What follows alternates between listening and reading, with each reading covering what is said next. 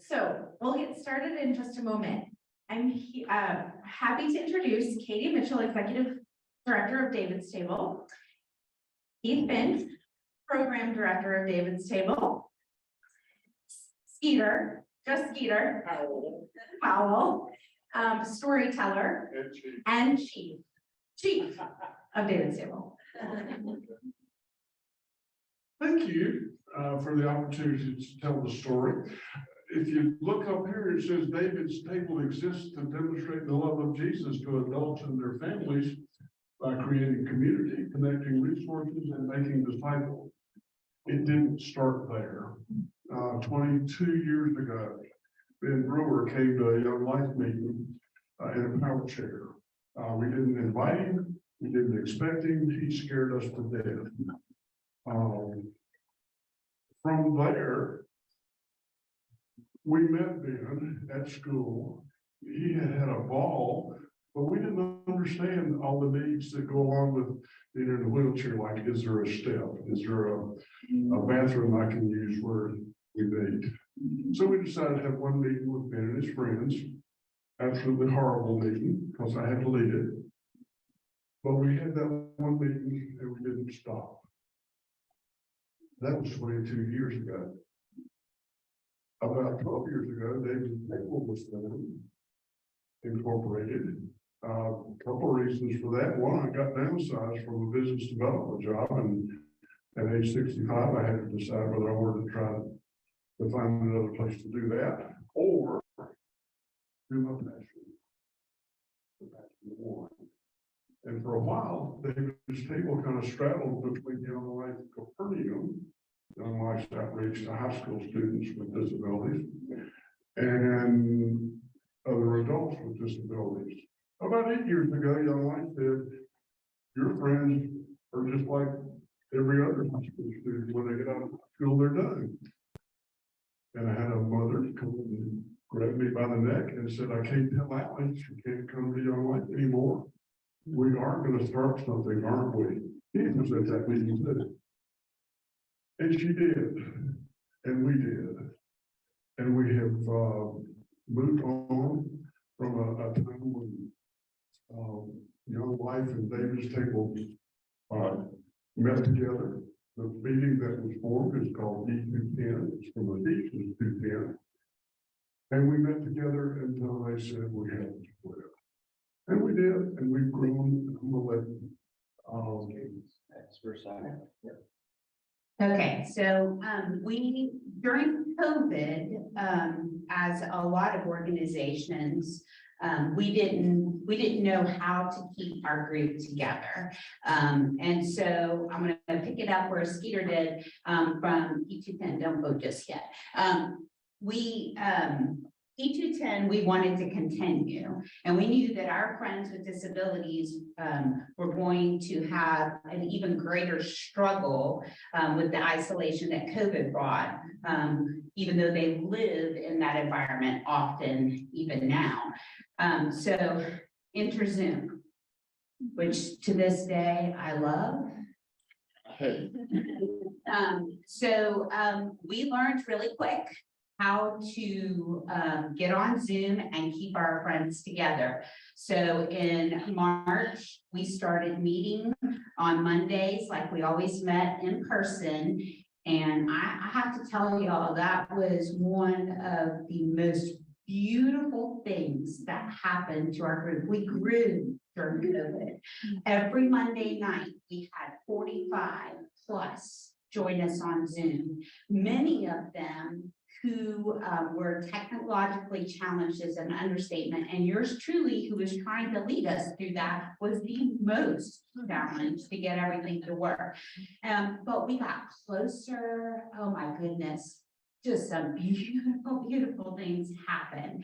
And so out of that, we were able to come to an agreement as an organization. We kind of metamorphosized from this 1 foot in high school and 1 foot in the adult community. And we made the decision that Young Life has the resources and is meeting the needs of high schoolers. We're going to end the cause of those who step out of high school into adulthood until whenever. And so as you will see up on the screen, you know, adults out of high school and their families. So we learned really quickly, how many of you in this room hasn't had to deal with a parent?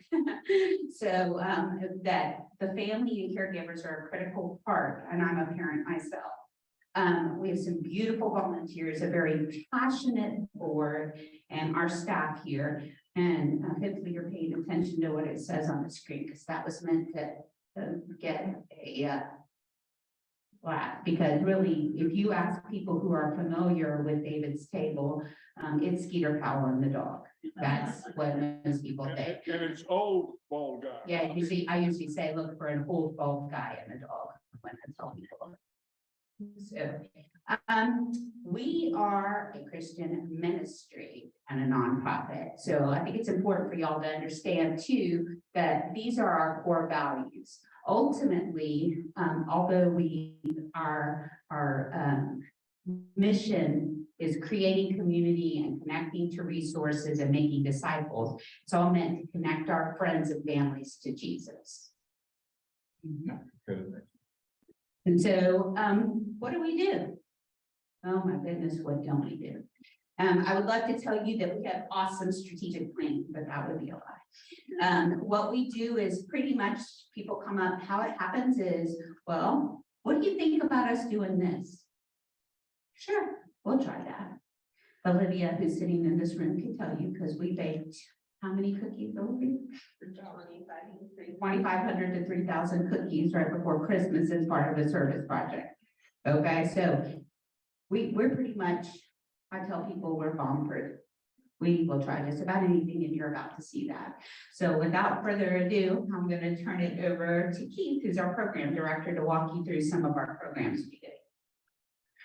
Real quick, I'm gonna kind of stand this way for a second and mention, back in the early 90s, I went to a seminar with Temple Grandin, and it was the first time I'd ever been where they had PowerPoint things up there. And during one of the breaks, somebody went up to her and said, "We appreciate it so much you having the slides up there. It helps us so much." And in her way, she said, "I'm glad you enjoyed it, but they're not for you. They're to help me remember what to say." And I'm gonna say the same thing. These are here to help me remember all that we do, because I forget sometimes. So our cornerstone ministry, as Peter said, is E210. It's short for Ephesians 2:10. We are God's masterpiece, created to do good works. And that is our Monday night Bible study that grew out when Young Life said, you graduate high school, you can no longer come to Young Life. So we meet every Monday night we met every night at Rocky Creek. That was where we originally began. But through COVID, during COVID, when we were doing Zoom only, we had 40 to 45 members. In 2021, when we started meeting in person again, we were regularly going 55 to 60. In 2022, we were reaching 85 plus. And at the end of last year, we also realized we were having families come from Liberty, Anderson, Easley. Wow. We definitely had this westward component. So we reached out to Grace Powdersville, they allowing us to use their facility. And now that upper right-hand picture there, those two young ladies are two of the ladies that attend. And this past week, we had 65 at Rocky Creek, our original location. I think we had 24 at Powdersville, and we had 14 or 15 that are still continuing to come through Zoom, which we've had a family that has left us. They moved to Pennsylvania. They still come every Monday night. We have a young lady that her and her mom moved back to Maine to be with family. She comes every Monday night. And then so you see that we're continuing to grow. We're regularly reaching 100 plus through our Bible study. All right, and then let's see, our next thing, lunch at the mall. We just meet every Tuesday at the food court. Anybody can come, everybody's welcome. We sit, we eat, we socialize. This actually has been a great thing because the young lady back on the previous slide that was in Powdersville, her family happened to be shopping there that day. They came over, they talked to us, they found out about us. And now for 6 months or more, they have been faithful every week to come. So it's a great outreach, but it's also I think as Katie mentioned, our friends sometimes don't have as many social opportunities. So this is just a way for us to get together. And we all love to eat, so. Tennis, we play tennis every Wednesday at Cleveland Park. Well, we just started back yesterday. We do take off December, January, February because of the weather. But we're back, weather permitting, rain permitting. And you see the group down there at the bottom, that was from last summer. But yesterday we had 7 friends and 6 volunteers adults. So a great time to the first start. So it's okay if you don't know how to play tennis. We do have a tennis pro that comes from USTA and works with some of our friends to work on some of their skills. But then Skeeter and I also work with some of our friends with these nice, soft, spongy balls that don't hurt if you get hit with. And also Chief loves them. They're very chewable. I'll be leaving, I'll be leaving here momentarily to go to our ukulele band. If you don't know how to play ukulele, that's okay. I don't either. In the Bible, it says make a joyful noise. Doesn't say have to be on key or anything. But as Katie mentioned, our ideas are born out of, people coming to us. And one gentleman said, "Hey, do you think your friends would like to learn to play ukulele?" You were like, I don't know, give it a try. And so we started with just 2 or 3 friends and some ukuleles. And as you can see, that was a picture 2 weeks ago. I think I keep cutting out. Am I doing something wrong here, Laura? Okay, this sounds like it's, never mind. We're good. You're good? Okay. So yeah, we play the ukulele and we sing silly songs and we just have a great time. The name of the band is Fret Not Ukers, as in you don't have to fret. We have a couple of friends that just lay it in their lap and play it as if it were a harpsichord. And due to their hands, they're not able to fret. But then also the idea of fret not, worry not. Don't worry if you don't know how to play. Come on and just join us. Immediately after Fret Not Ukers, that's at 2 o'clock every Thursday. At 3 o'clock, we move straight over to art, where again, this was an idea born out of one of our friends that came. He had a brother that came and joined him, and the brother was very artistic. And so on Monday nights, his friends were getting to our Bible study early. He just said, "Do you think some of our friends would like to do art before club, to take up this half-hour time?" And again, I don't know, give it a try. So Stephanie, there's hope. See, we're just willing to do anything. Who knows? We Watch may kids dance. dance. So, and that our art projects range from building birdhouses, watercolors over there on the right. This was one of my favorites, and just recently we were making stained glass windows. Took contact paper, tore up paper, stuck it on one side, covered it with contact paper, put it up in the windows. So now up top, I will mention, art has become such a big part of our friends and what they enjoy doing is that we carry that over when we go to Camp David, which is our family camp in the fall. I know Katie's going to talk about that in a moment. And those handprints are from camp. That was an activity we did at camp. And speaking of camp, I think that brings, I'm going to turn the gardens over to Skeeter. 3 years ago, I helped with a garden at my son's house. That summer, we got 2 nasty ears of corn, 10 green beans, and a whole bunch of zucchini. It's my fault. I have no idea that's the color of the thumb, and it's not green. Last year, we had 2 retired firemen who had gardens, and they invited us to come and grow things with them. We had a ball, and as things grew and we harvested, about 6 or 7 Saturdays, we sold vegetables. And we raised about $5,000, and we used that for folks to be able to go to Camp David. It was wonderful. We're already started this year, and we've got onions and broccoli and bush beans and several other things, but we're harvesting from the last falls. If you want to come by, I'll tell you where, and we'll get some kale Collards. and collard greens and turnips. We could do that. You know the recipe for kale? Put it in a bowl with some olive oil so it slides out, okay. But we found that if you do that with bacon grease, oh, it's good. We like eating that. But we'll, Mondays and Fridays, we garden at one place or another. I'm gonna ask, we'd love to have you come help.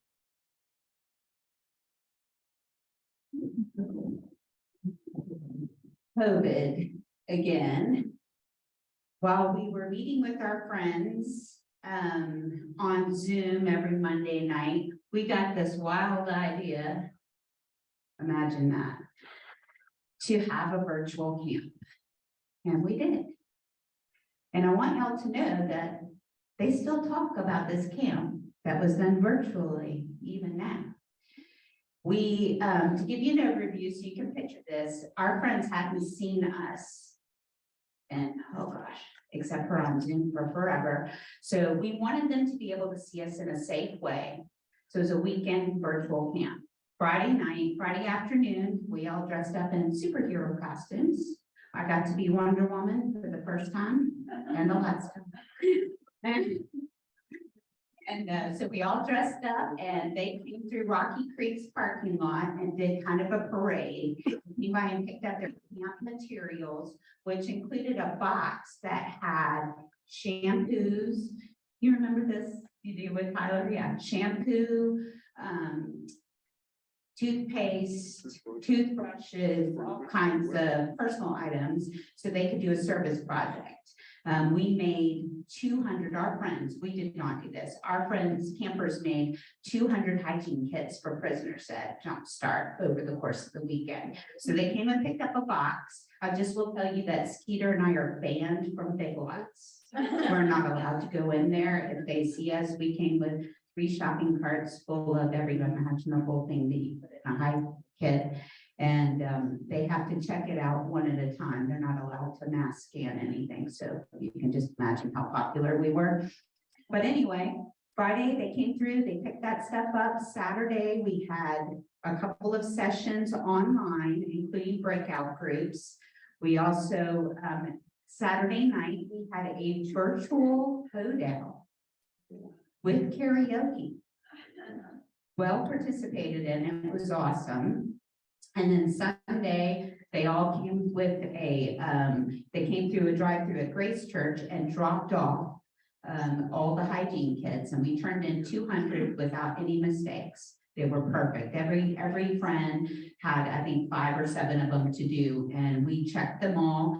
And the church and Jumpstart were just overwhelmed when we showed them who did them, so that they could understand. And for our friends who often are receivers and are served, they love to serve. I love to serve, and they love to serve, and it was very powerful for them, and we continue that in our culture even today. So at my dining room table, Merritt Anderson, who's a pastor at Grace, who was our camp speaker for our virtual camp, over enchiladas, I believe, Skeeter, yes, over enchiladas at my dining room table, he said, next year, we're still in the middle of a pandemic, next year, let's go in person. And let's take the families. And I'm looking, my whole living room is filled with boxes of shampoo and conditioner and toothpaste, and smells like the inside of a store. I'm like, yeah, I can't even think about that. Well, guess what, folks, we did. In the middle of a pandemic, we took 180 plus people up to Carolina Point in the middle of a pandemic, with lots of people telling us we were nuts, other people telling us that we were being irresponsible, but we went. Nobody got sick, not a single person. Not a single person. That's the Lord's protection. I claim nothing. But I want you to look at that group. We had fun. And there was a lot of things that happened as a result of that, which we were on a shoestring and a prayer for that. We lost a third of our volunteers 2 days before we went up.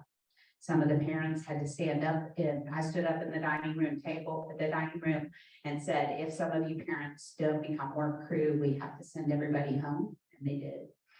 And so that camp was the hardest, but the best in a lot of ways, because it really was totally just meant to happen.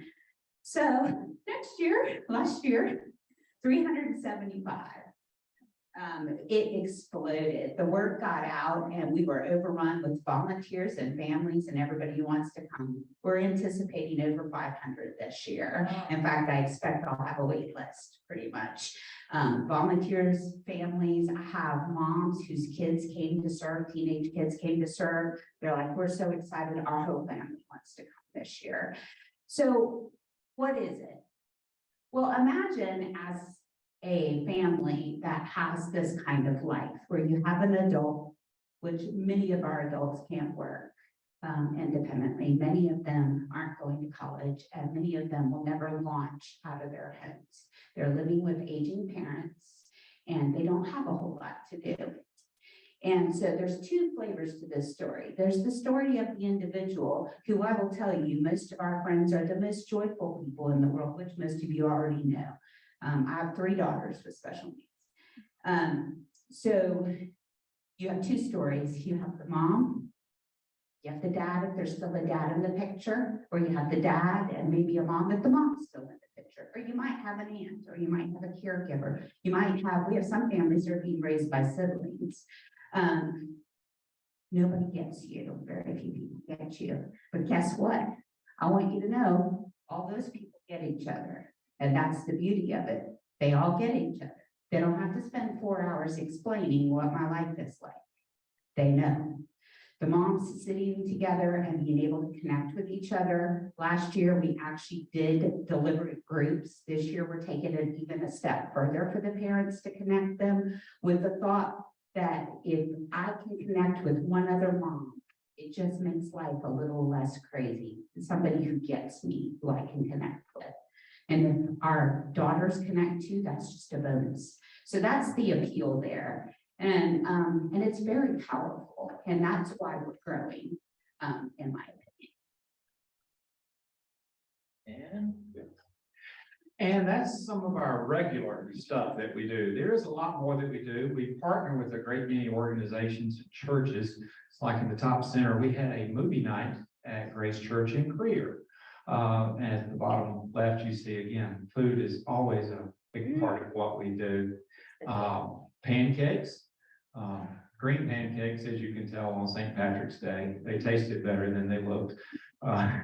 And if you'll hit the next one there. But for many of our friends, they're so used to being on the recipient end and being served that we are also trying to get them to serve. So in the bottom right picture here, we made shoe boxes for Samaritan's Purse at Christmas.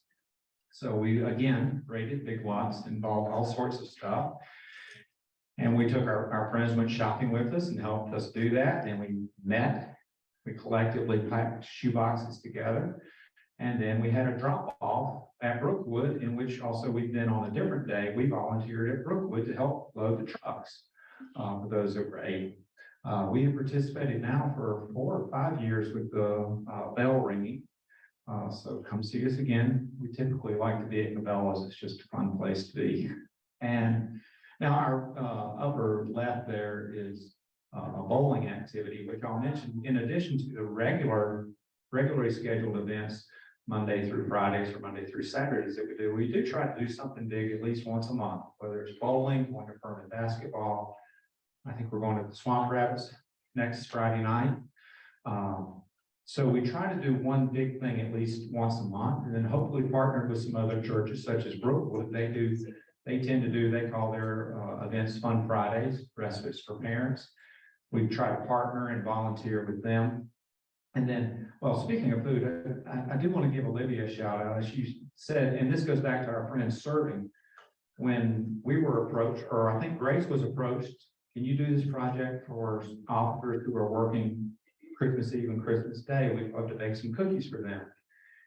Well, Grace said they couldn't do it by themselves, so they asked us. And then we were wise enough to say, I don't have to bake 3,000 cookies. Olivia can, but our friends were able to participate in that and help serve and make the greeting cards that then went to these officers who were working. So it was 5 cookies, 500 officers, so 2,500, but then Skeeter and I did have to sample a few for quality control, so This cookie dough is good too. yeah, we had to up it to about 3,000. And I'm gonna turn it back over to Katie here for a second, as we go back one slide too. I'm sure y'all all remember the green pancakes. You don't have to go back. So some of you may or may not know the lady in the walker here in the travel chair, but this is one of our David's Table families. So to be a part of our community, which there's no membership or anything, but we care for our families. It's Galatians 6:2, share each other's burdens, and in this way, obey the law of Christ. So, together, we're not fixing anything, but we're navigating the somewhat tortuous path that comes together. And we're not solving any problems, but we are meeting needs where we can. And so the young man in the green pancakes, this is his mom, who we lost in January. And it was a very long, difficult journey for this family. And it still continues to this day, and we will be with them through every step that we can. We provided that piece of equipment. We don't provide equipment for everyone. It was a need. We could meet it. We did. We have renovated a house to put a bathroom in a home for a mom who was almost at the point where she was going to have to wheel her very large daughter with MS and developmental delays out in the yard and use a hose to give her a shower. We did that, and she passed before she could ever even use the bathroom. And there's not a single regret from us in meeting that family's need. We help with funeral expenses, which we had to do recently, as we not only went to her funeral, but we also went to the funeral of a 20-year-old we lost recently in one of our families. This is part of doing life. It's the hard part of life. And we are held together by the same grace of God that we hope our friends and families are, and we just mourn together, and we live and do together. We have helped with putting a down payment to get into secure and safe housing. So again, it's not that we can be all things, because we can't. We recognize that we cannot do that, but we do what we can for who we can, recognizing that the health and welfare of those that we're called to care for, the people around them providing that care need that support as well. Go ahead, I think. All right, well, I might as well finish. So that's my living room. And outside, there's more people. So, I told you, we're open to anything. We had somebody new join us who said, why don't y'all do Friendsgiving? And we're like, why not? So in 2021, we moved most of the furniture out of my house and opened it up as much as we could. I have a wheelchair accessible house because my daughter drives a 400-pound wheelchair, not one of them. And that's her over there, Becca. So we got 67 in my house for Friendsgiving. And what, about 8 or 10 chairs, right? Yeah. So, yeah, that story of that house was a huge blessing that God smiled on my family. So that was 2021. 2022, we knew we could not fit everybody in my house. So we did it at Rocky Creek. We had 135 for Friendsgiving. Yeah, so our Christmas party was over 200 people. So, yeah, TD Convention Center next year. So I point out, I included this picture, not just because it has my daughter in it, but also just to show how in the way that we kind of are open to whatever is presented to us. This young man here, Clay Christian, and Becca, my daughter, Clay lives in my neighborhood at Willow Creek, and he's been connected to our ministry for a little over 2 years. And so before his family became part of David's Table, they suffered from extreme isolation. Clay is really, he's very medically fragile. They couldn't go to church. They didn't feel really welcome at church. They didn't feel welcome at a lot of stuff. They weren't connected to other couples. They were pretty isolated. Now, not. Clay is very, very social with all of us. Clay's sister works for a company called ITAC. And ITAC became aware of how, and the CEO of ITAC happens to live next door to Clay, and Clay's sister, Abby, now works for them. Well, they came and they sponsored our Friendsgiving, that company did. They paid for all the food for the 135, so that was beautiful. Well, they loved hanging out with us and are so enamored that we're their charity, and they are sponsoring their first golf tournament to support us in May at Willow Creek. But the joy on both of their faces is genuine. And I hope you've seen that in all the pictures, that it's friendship, it's community, it's relationships. So here's some of the people that help us and do life with us and support our friends. This side, of course, is churches, and I'm probably missing some. And this is some of our nonprofit universities that are part to help us. Johnny and Friends, they provide us with Bible, Hobnob and Heroes, Olivia's beautiful organization and business, partners with us regularly. Mosaic Inspire, which is a discipleship ministry for adults out of Grace, that's at Front Porch Housing, which is a beautiful, if you ever get a chance to check it out, I'll give them a plug. It's a beautiful community. The churches are important because although David's Table wants to provide for families and come alongside them, ultimately it is our belief that every family needs to have a church home. Church can be one of the most difficult places to feel welcome, believe it or not, if you have a disability. So we have a program called First Sundays, where we actually partner with churches and we greet in the parking lot and walk with families who know us. So the idea being is, if I go to your church, you know me, the person knows me. They know that I need that our friend maybe might shout out or need an accessible bathroom. You might not approach the family if they just showed up because it might be awkward or weird to you, but you would say, hey, Katie, who's your friend? They know they might not interact with anyone at the church, but they would ask me a question that I could then relay. So you kind of being an ambassador. And I think we are done. And I hope that you've heard something that encourages you. And if you are interested in knowing more, I put my business card on every table. If you want to know, if you were taking notes so you can figure out when we do what, if you go to our website and sign up for our newsletter called The News You Can Use, it comes out every Friday night at 11:55 p.m. I do that so that my phone won't start blowing up after it goes all out. And then it's a week at a time, and it's mainly meant for our friends and families to know what kind of events. If there's a sign up attached to it, it's on the newsletter. But that's the best way to keep in the know about what we're doing. If you want to share that with anyone that you know who might be interested in joining us. Also, we're on Facebook, and although our social media and marketing director wears many hats, she does the best that she can. If you do need anything, that's my personal cell phone number, our email address, and I'd be happy to answer any questions that you might have, as well as Skeeter and Keith. So thank you.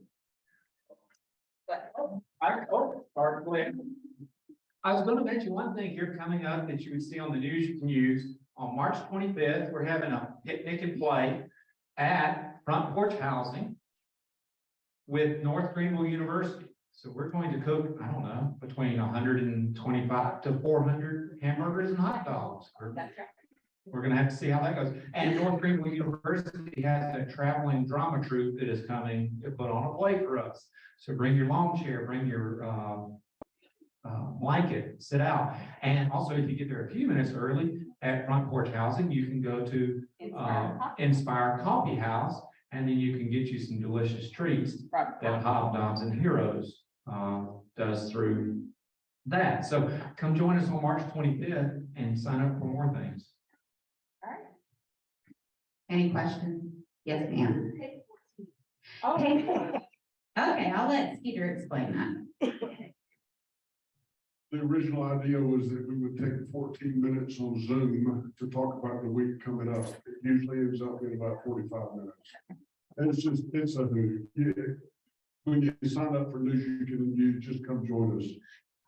It was born out of Zoom, another opportunity for our friends to get together once a week. And yeah, like Skeeter said, it's take 40 now.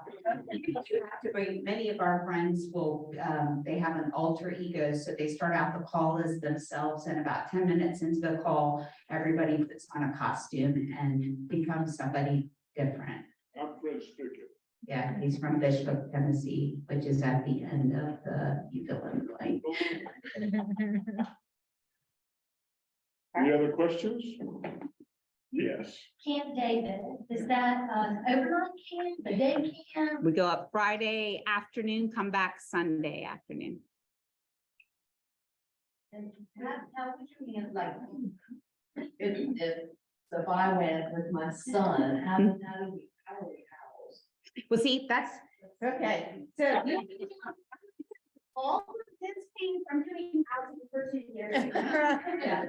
But no, that's one of the great things about Carolina Point. We have moms who need to be. So we have families, we have medically fragile families that had to be housed. We have about 5 different flavors of housing. Most people go in the male and female cabins, but I have families that are together. So that's part of my intake process, is to figure that out. So housing is always the most difficult, but it's always worked out to love everybody the best for their unique situation. And so we tell everybody, you don't get to choose, but if you have a need, we're gonna meet your needs. And when, like for this year's, there's Monday a waiting list, Wednesday. There's not a waiting list yet. When did will there something come out? And do? On the news you can use on Facebook, it'll be announced. The dates are September 8th through 10th. And I'll be honest with you, those we will probably have a 2-tiered sign up this year, because we want to give our alumni who've always been with us first priority, since we're pretty sure we're going to be overrun, and we may end up having to do 2 weekends next year, and I'm good with that. But yeah, You may die, but it's okay. You may die if we do 2 weekends. That's okay. camp director too. I love it, but camp, nobody speaks to me during camp season, pretty much. And is there like an application process for that, for Camp David? No. Just sign up, yeah. With our volunteers last year, it was a $35 to offset the t-shirts that we provided. That was the total cost, and give up your weekend. We have a background check. You have to come we do like a packet pickup, think like a race packet pickup, which was pretty successful. Have a training there. But yeah, that's pretty much it. And yes, we're also experienced at this, but you've heard us say over and over again that we've been figuring it out as we go along. I'm a retired Navy chief, and I've been at Bon Secours 20 years. Never worked in the nonprofit world until last January when I took this job. I think it would be good to say that there are families that come, but we have volunteers who are work crew and some very important people who are buddies. Yes. And buddies are each critical. family gets a buddy, and they're not there for medical or personal hygiene, that's family, but they're there just to be. And I mean, both sides of that equation Yeah. really come home saying, that was wonderful. I met somebody new that loves me, or I met somebody different, and it was wonderful. You enjoyed it, didn't you? Yeah, yeah. Yeah, my buddy from camp still just like messages me, and we stay in touch and. And how long do you have to be in order to volunteer? 16. I had one 15-year-old that I made an exception for last year, and that was Colin's buddy Nico, remember from Grace? Yeah. And there's no upper limit. I think Yeah, our no. oldest volunteer was 79. Yeah, yeah. So Somebody older than me. In fact, our first year with the parents who came up, our entire pit crew who did the dishes, I think we're the youngest person in the pit crew was 70. And you know what's really powerful about that is the staff at the camp, which is just a skeleton crew, those young people who are in their 20s. They were just overcome by watching people, older adults, move to love. It was very powerful to them. They still talk about that. They love seeing us come because of that, because they know it is raw, messy, love, but it's beautiful. And 360 sets of dishes 3 times a day takes a while. I can hardly wait for 500.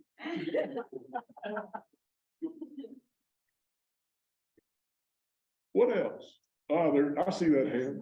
Hi, I was just wondering if David's Table activities are open to non-Christian friends of his? Yes. Yes. We do, Oh, my there's no, like, we don't, people ask us, do we have a membership or who can come? Because we're in Anderson County now, and they have some activities and stuff, but yeah, you do not have to be a follower of Jesus. However, we are unabashedly followers of Jesus. So just understand that that's all that's permeated out of all that we do. So we don't control that, no matter who our audience is.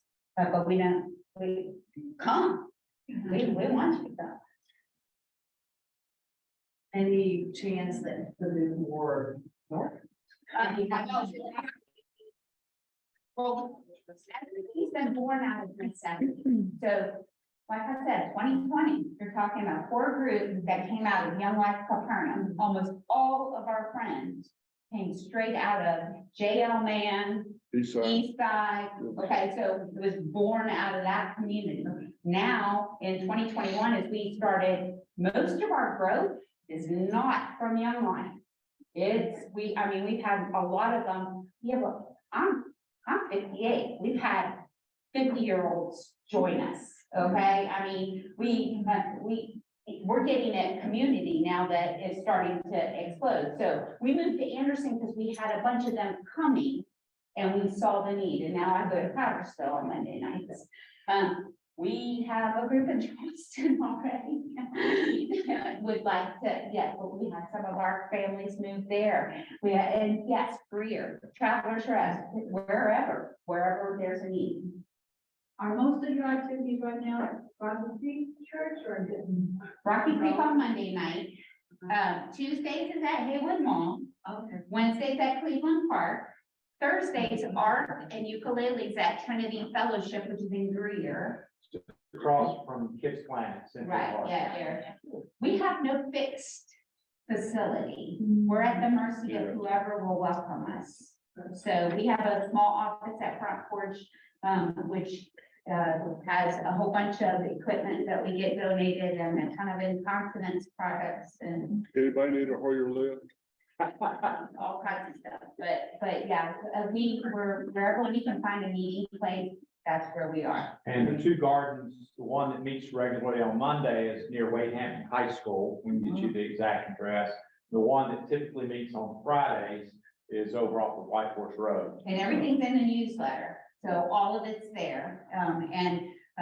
All the newsletter is pretty comprehensive because we wanted our friends to be able to use it to plan. So y'all will all be able to manage just fine, I'm sure. And in the newsletter, we'll also promote things that are happening like at Brookwood Church or at, Grace. Like I do the Roger C. Peace, the Special Olympics. I always put those resources out there too, because we want any kind of activity. So when Connor, I know I'm gonna forget, Maker, is that his name? Right? Yeah, when he puts out his thing, I always post it on our Facebook page and I put it in our newsletter so that our families will know. And I emphasize they have to register because I struggle with that with all of our stuff.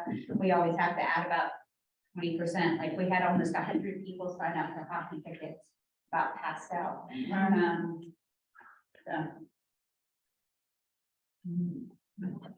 Yes, Yeah. ma'm. When you go to the arena, how do they accommodate you wheelchair? We just tell them how many we have them, or like when I called them, I told them how many I needed, so. We just let them know we're coming. That's not quite the answer. Maybe Okay. I can re-ask the question. Where are you seated? We're typically, the past two, this will be the third time that we've been, we're in section 111, the ADA seating. So we'll use 5 or 6 of the wheelchair slots and then a couple more probably for their companion. And then the other X number of tickets, like for the Furman basketball game, we had 62 tickets. So the other 55 people are seated in section 111, just in front of them. And then our wheelchairs, which ended up on just a weird note. A lot of our friends who had seats down here at row B and N, they would go like to the restroom and then coming back from the restroom or getting their concessions, they just, oh, I see that, you know, Becca's in the wheelchair. I'm gonna go talk to Becca. And we ended up taking over the ADA with with people who were ambulatory and didn't need to be there. We didn't kick anyone out of their seats that from other people that were there, but yeah, next thing you know, instead of just 4 or 5 wheelchairs and 1 companion, so 10 people, we had 25 people sitting in the ADA seating there. Just everybody's like, oh, You're actually. How do you get down, is the way to get down on the, there is a way to get down onto the ice. We did not. not to the ice, to that level. To the bottom level. Oh, it's where the seating is, it's on that main level. So it just, you come right in at that section. Though I was thinking you were asking, because I think we are going to go down to the tunnel. We get to do the fan tunnel at the. So Travis. we'll use there is an elevator that will take you down to the lower Yeah. level also. They typically, you have to have somebody from their staff escorting you. So the wheelchairs are up here and not down there. Right. Yeah. They're up on the top level. Yes, Yes. ma'am. Yeah, we have the best seats. Yeah, they're good seats. They're So really think good of where the boxes are, Yes. you know, for all the fancy that pay a lot for the boxes. We're right in that level. So that's where the wheelchair accessible seating is. Okay, wheelchair and ADA or just wheelchair? Whatever. I think it's They whatever. just say ADA, it doesn't have to Yeah. be wheelchair. If you need an ADA seat, they just classify it as an ADA seat. Okay, okay. No, you want. Good? Yes. Okay, great. Thank you. Thank you.